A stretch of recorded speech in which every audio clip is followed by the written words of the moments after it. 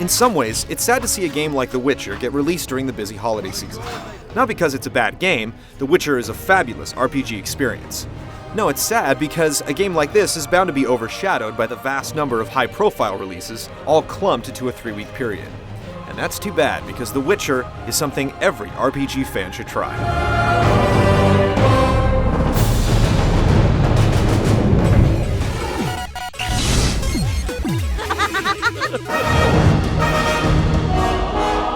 The Witcher is heavily based on a series of Polish fantasy novels of the same name.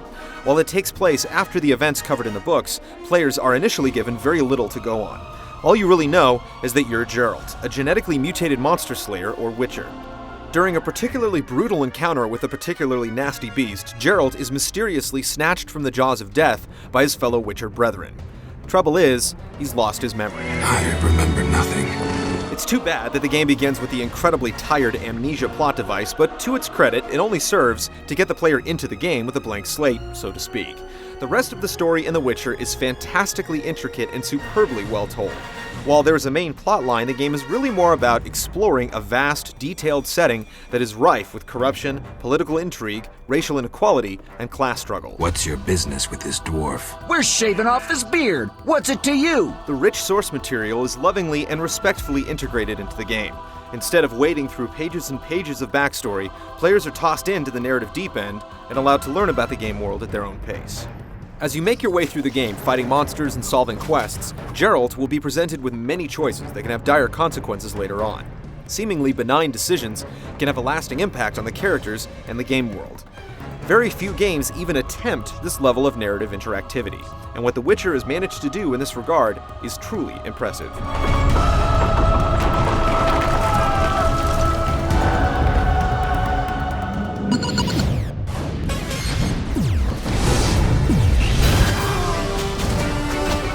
Intriguing story or no, the game is still an RPG at heart, and as such, it contains all the familiar trappings of the genre, as the main quest line takes you on a linear progression through 5 chapters.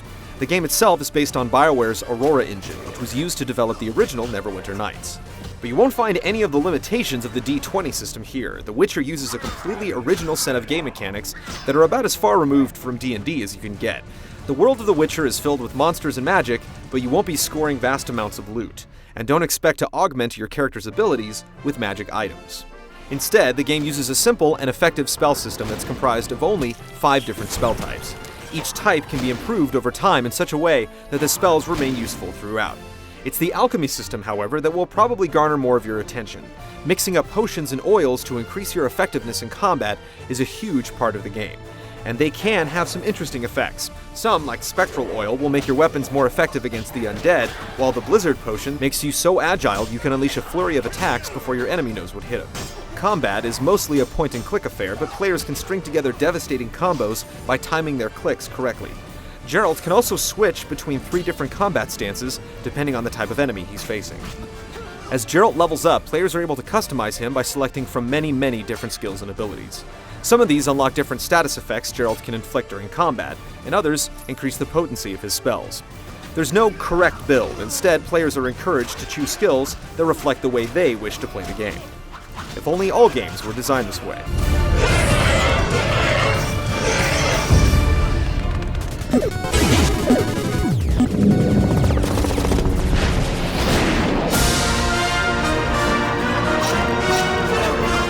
The Witcher is a classic example of a game that is more than the sum of its parts.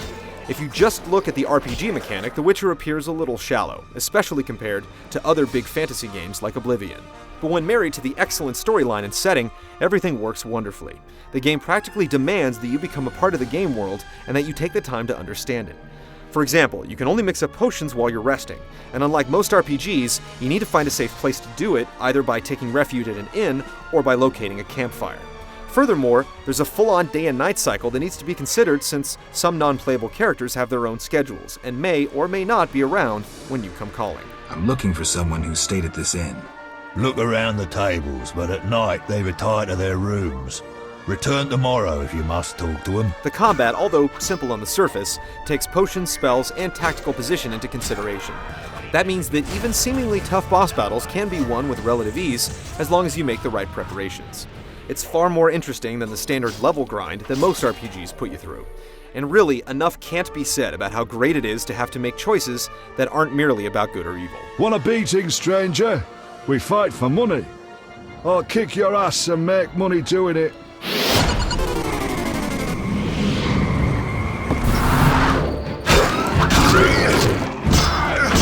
Although based on the Neverwinter Nights engine, The Witcher is quite impressive from a technical perspective. So much so that it's hard to believe it's really based off the same architecture.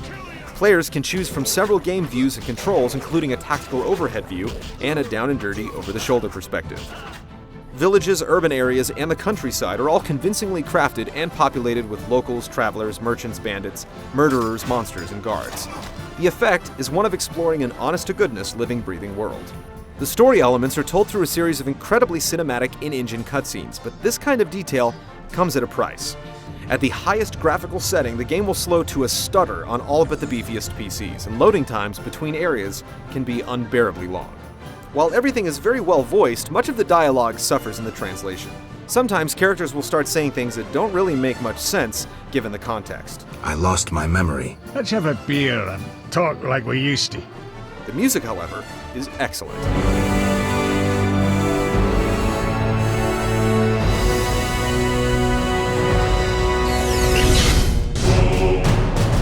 The Witcher, in all its facets, screams quality.